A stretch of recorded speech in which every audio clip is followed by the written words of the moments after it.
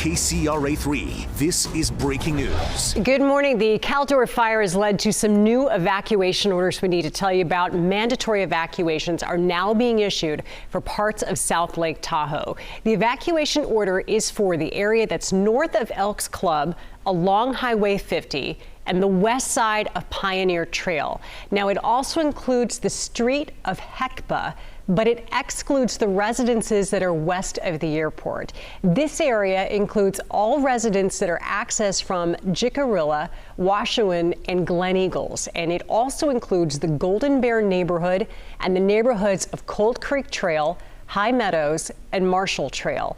People should evacuate this area using eastbound Highway 50 to the state of Nevada. Northbound Highway 89 is going to be closed.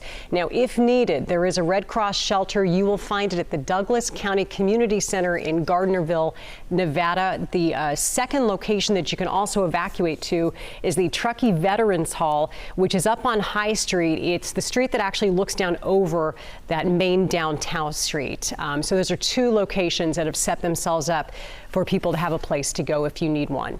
CAL FIRE is updating the numbers on the Caldor Fire. It has grown to more than 177,000 acres. It is at 14% containment. More than 470 structures have burned. Another 20,000 structures right now are being threatened.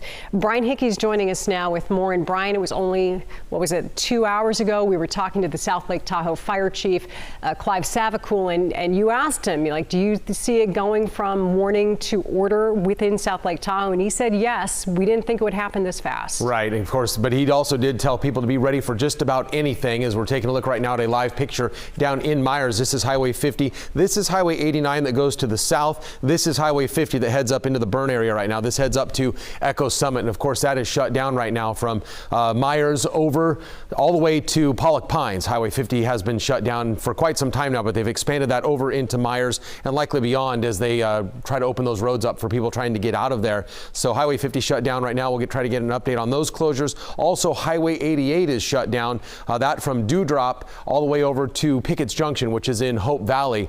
This due to some extreme fire behavior right along the Leak Springs area.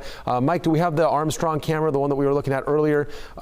This is a look from the Armstrong Pass camera. This is over near Highway 88, looking in the direction of the Leak Springs camera, which is very close to Mormon Evergreen Trail, where it intersects Highway 88. And that gives you an idea of how fierce this fire is burning just in that area. This is a time lapse that was recorded just in the last 10 minutes. So that, again, and it's been doing that all morning long. Even before the sun came up, we were seeing that kind of burn activity. So again, that is what fire crews are dealing with, not only during what way they would call the burn period later in the afternoon, but in that morning hour when you expect the temperatures to be low, the humidity to be high. We were still seeing that kind of burn condition there with that low humidity. So that is the concern.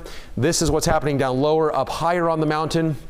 Up around Echo Summit, we are seeing that fire up there. We haven't seen the big plumes like we're seeing down lower, but again, the fire we know is already right here on the crest Echo Summit based on some thermal imaging. Also some of the reports that we're hearing on the ground, not only from Mike Tassell, who's up in that area, but also some of the other crews that are there as well. We're hearing even Clive, the fire chief of South Lake Tahoe, he drove up there at 3 o'clock in the morning and said he was seeing fire right at the crest. And the problem is, this is Christmas Valley right down here. Everyone knows when you come over Highway 50 and you're taking Echo Summit, you come over Echo Summit, this is where you get that aha moment, your first view of Lake Tahoe, that beautiful view. We all know how steep this drop off is right here. There's fire burning right here. We've got a red flag warning. They're talking about winds gusting up to 30+ miles per hour.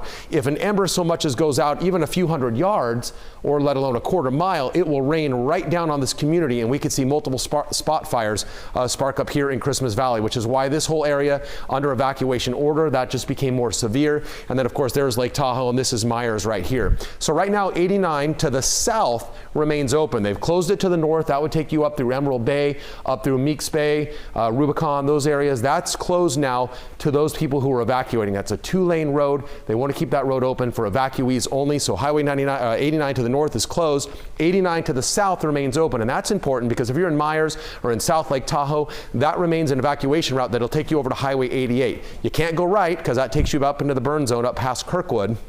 You can go to the left, though, and that would be to the west, or to the east, excuse me, and that'll take you down through Woodfords and then down through Gardnerville, an area that was already gone through the Tamarack fire. So fortunately, that route is open as an evacuation route. And of course, if you're in State Line, you can utilize Highway 50. As you heard initially, that is the recommended route for those of you in South Lake Tahoe and in State Line to take Highway 50, and that'll take you down into Carson City. That'll also take you up to Reno and over Interstate 80 if your ultimate goal is to get back here on the west slope down in the valley. So those are a look at some of the roads, what's open, what's not, and we'll try to get some more intel on exactly where the fire is right now and those conditions over the top. Deirdre? Yeah, Brian, let's talk a little bit about what happens when you go from the warning to the order and some things that are coming out from the city of South Lake Tahoe, some reminders for people that maybe might not seem obvious, but things, Brian, everything from closing the drapes and the blinds to avoid the radiant heat damage coming in, making sure you've got your cell phone charger, your prescription medications, important papers, anything that you might need if your home was to catch on fire. Obviously taking the pets, Brian, and this is an interesting one. If you have a non-combustible ladder, they ask that you prop it up against the house to try to aid in fire crews being able to protect the roof and the structure of the building as well. I mean, honestly, it's like anything you can do to help yourself before you leave is appreciated. And that's what fire crews are going to do right now. They're going to go through South Lake Tahoe and those structures that they believe are in the path of the fire. They're going to go through and pre-treat those. That would mean pulling combustibles away from the house, doing what they can to give that house a chance and to give themselves a chance. And so that's stuff you can do if you're in that warning area. If you haven't already done it even before then, I mean, going into fire season, that's something everyone should be doing. But if this is the time, that warning period, get your belongings packed. Pull those flammables away from the house, garbage cans. If you've got a stack of wood next to the house, I'd move that away from the house. Right. But the warning is a time to be ready. The order is a time to get out. So the warning, if you're elderly, that's why Barton Memorial Hospital's already been evacuated, because that takes time to evacuate. If there's an order and it's imminent, they don't have time to evacuate hospital-bound people. Yeah, and we'll give you a look now at the South Lake Tahoe sky camera, and you'll see these are the visibilities that people in that area and certainly those fire crews are dealing with as they are starting some evacuations within South Lake Tahoe, very specific neighborhood, and I'll go over the locations again. But the rest of the community, I mean, South Lake Tahoe, a population of 22,000 people. Of all the communities we've talked about in the last week, this one is the most dense in terms of people, and that's why the warning went out last night around 9:30, and now that warning is being converted to an order in some areas. So again, the area that is included, let me just pull it up here for a moment. The evacuation order is for the area north of Elks Club along Highway 50 and the West Side Pioneer Trail. It includes the street of Hecba, but excludes the residences that are west of the airport. The area includes all residences accessed from Jicarilla, Washouin, and Glen Eagles. It also includes the Golden Bear neighborhood and the neighborhoods of Cold Creek Trail, High Meadows, Marshall Trail. People should evacuate the area using eastbound Highway 50 to the state of Nevada. This is what Brian was just showing you. And a reminder that northbound Highway 89 is going to be closed. Now, if needed, there is a Red Cross shelter at the Douglas County Community Center, which is located in Gardnerville, Nevada. Would be easy to get to from that first route out that we told you about. If you make your way up to Truckee, you can also go to the Truckee Veterans Hall. It's up on High Street, which is that street that sits up above the town and kind of looks over the downtown area. So those are two locations relatively local that have been set up to try to help people.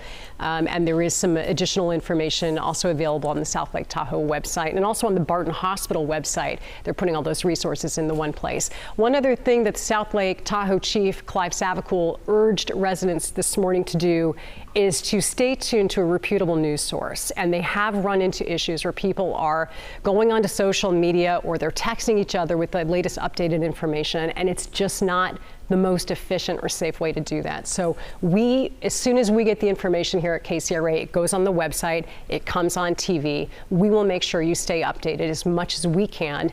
And then also the social media sites for some of our crews. Mike Tassells this morning has been absolutely excellent in letting people know what he saw along Highway 50 as he made his way out there.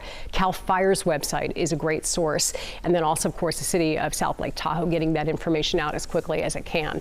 So that's the latest that we have. As more comes in, we will break in. We'll have another news update for you straight up at 11 o'clock here on KCRA. You can always check out our KCRA app and, of course, KCRA.com. Stay safe, and we'll let you know when things change.